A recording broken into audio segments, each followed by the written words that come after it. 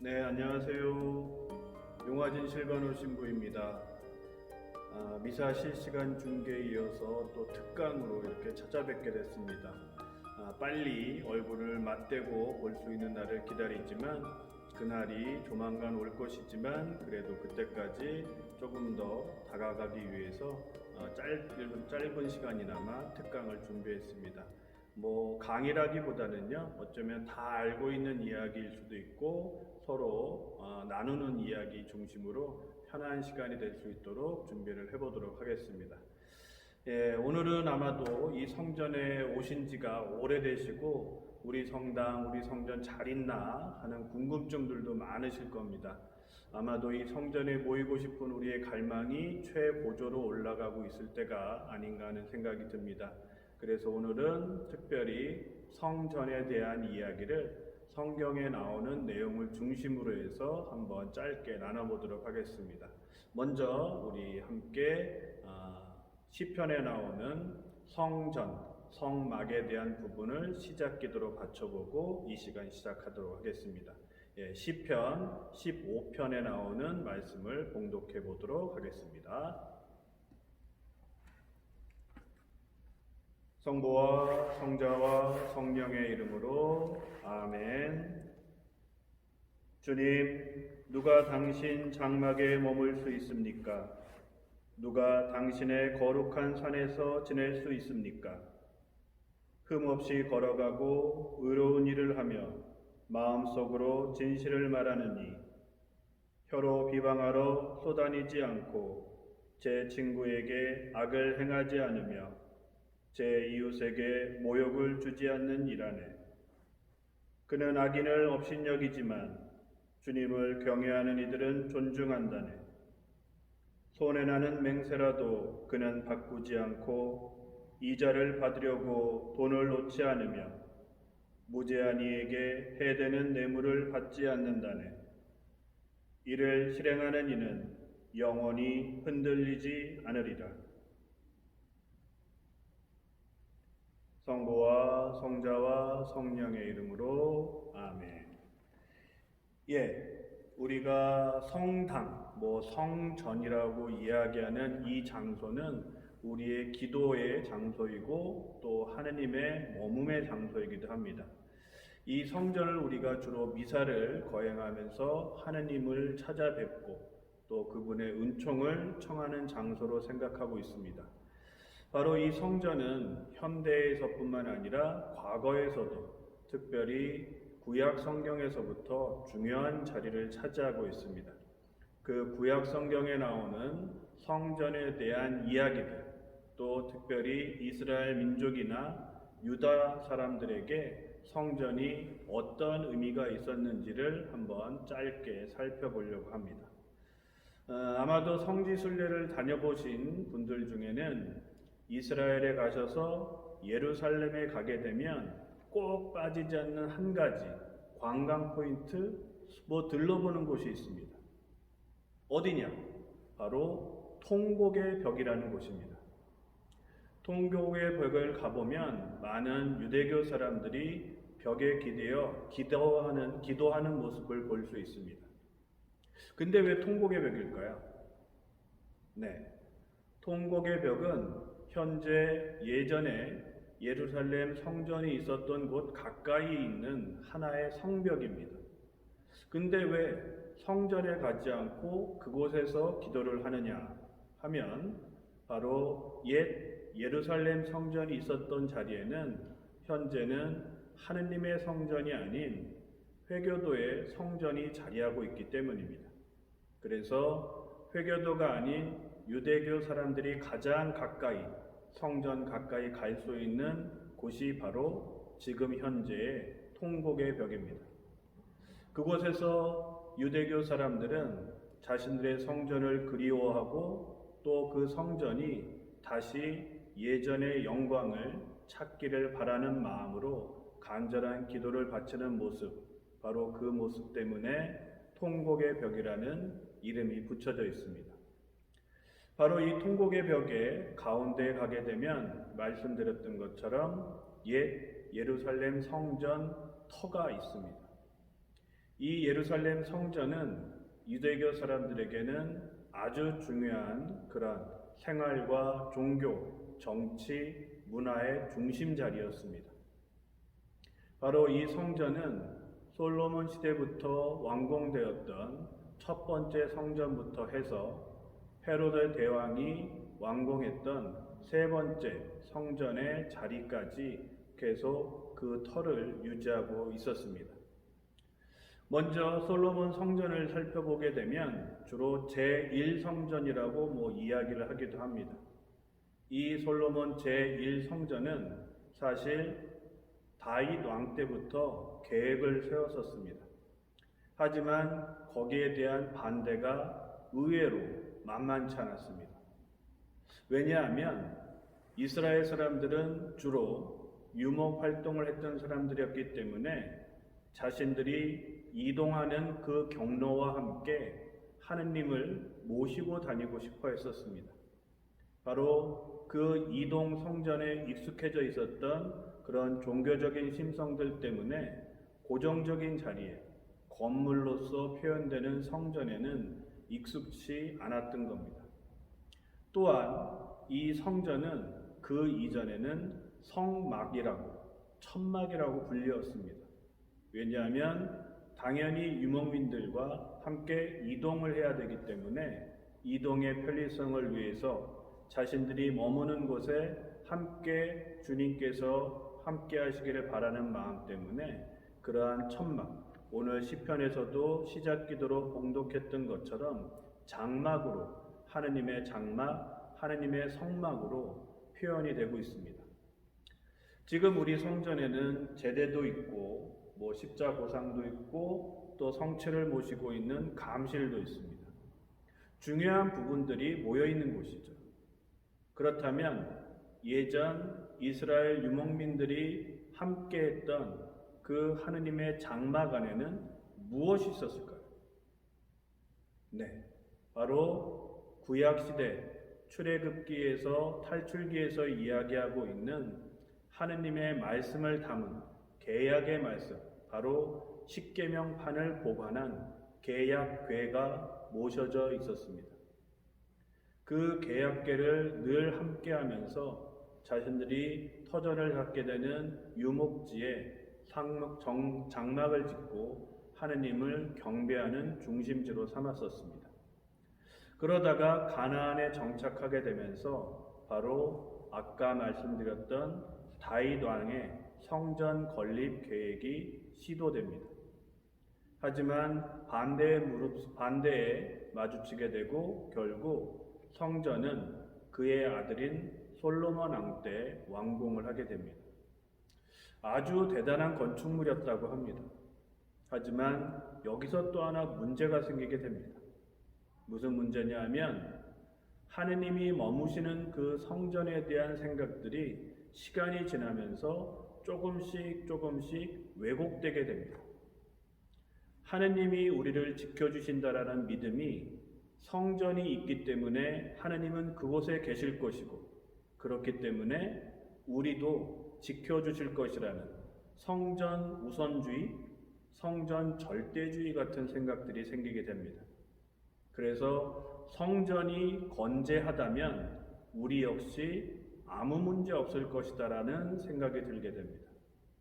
하지만 우리가 알고 있는 것처럼 건축물로서의 성전이 아닌 그 안에 머무시기를 바라는 하느님께 대한 우리의 신앙, 그리고 그 신앙의 모습을 보고 우리를 어여삐 돌보아 주시는 하느님의 보호하심이 있어야만 우리가 살아갈 수 있는 것처럼 이스라엘 사람들 역시도 그러한 처음의 생각을 갖고 있었지만 조금씩 그 생각이 흐트러지게 됩니다.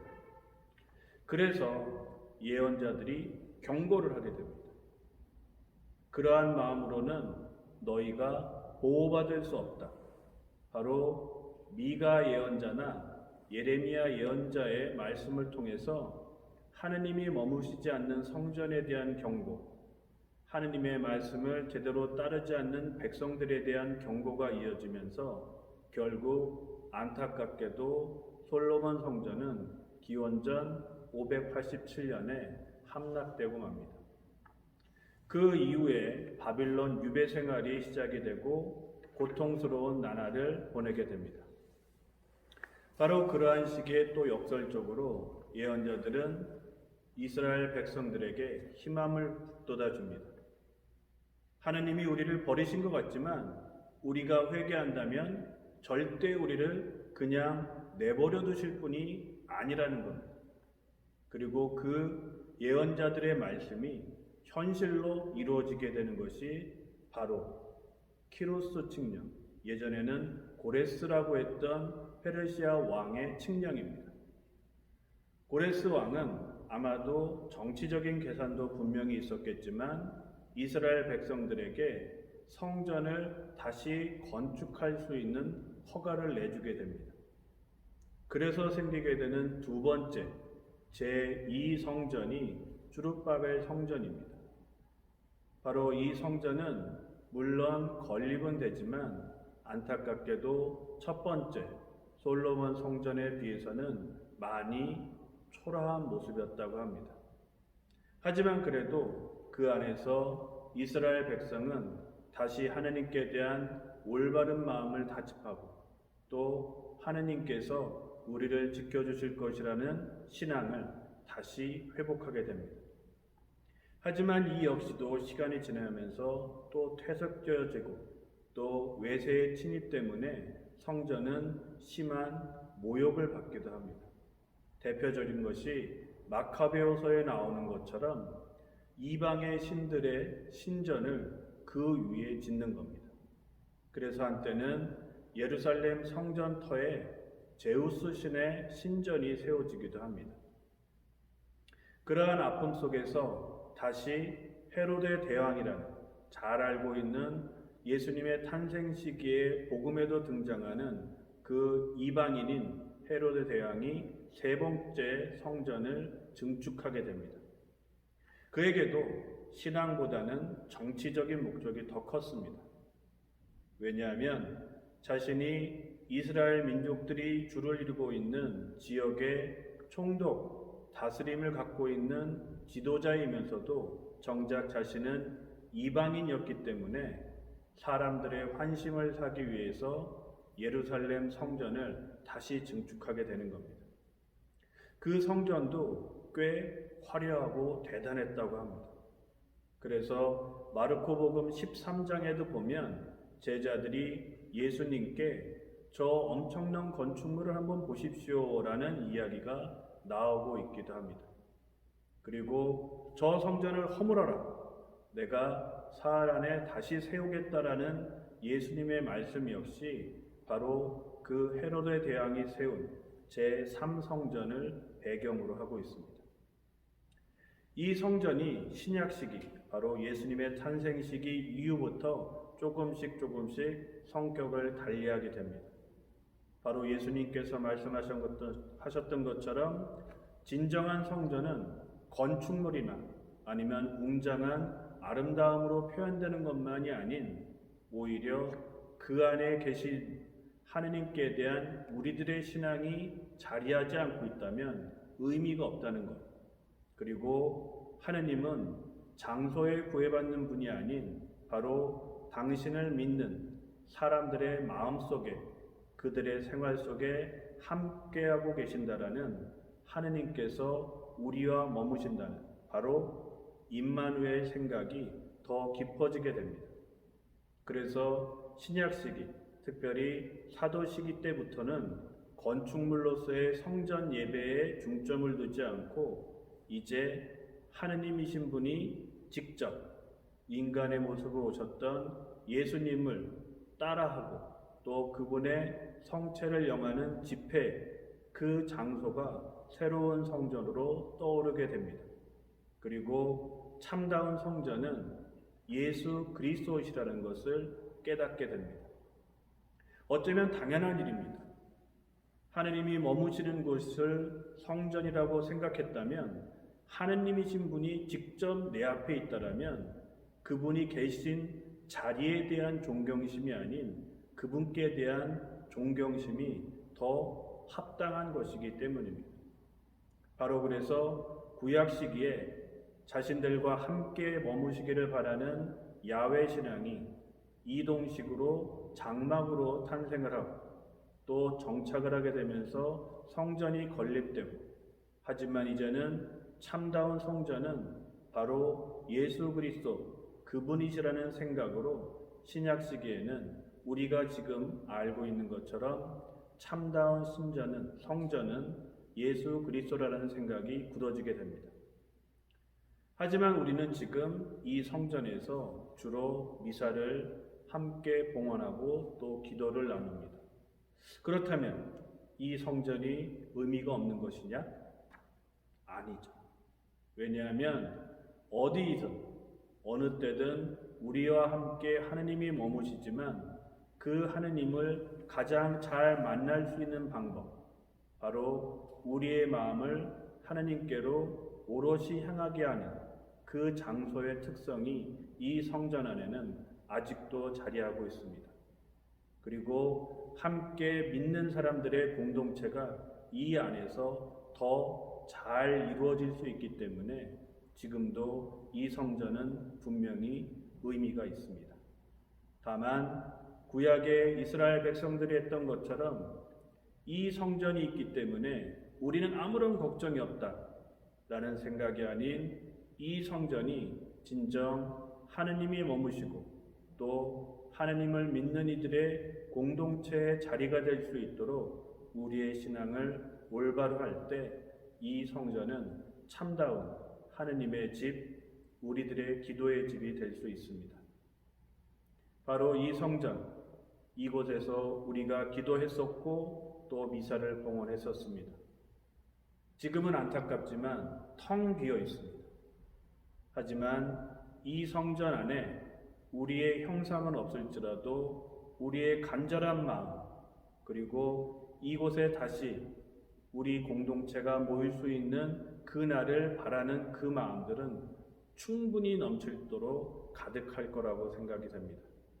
바로 그렇기 때문에 지금 이곳은 비어 있지만 오히려 가득 차 있는 참다운 성전입니다.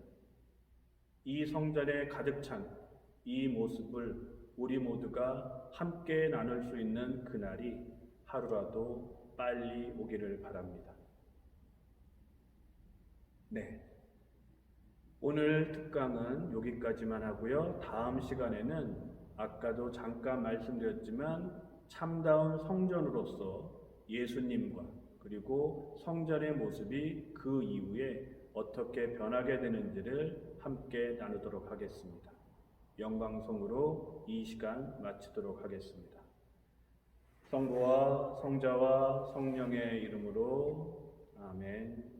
영광이 성부와 성자와 성령께 처음과 같이 이제와 항상 영원히 아멘. 성부와 성자와 성령의 이름으로 아멘. 감사합니다.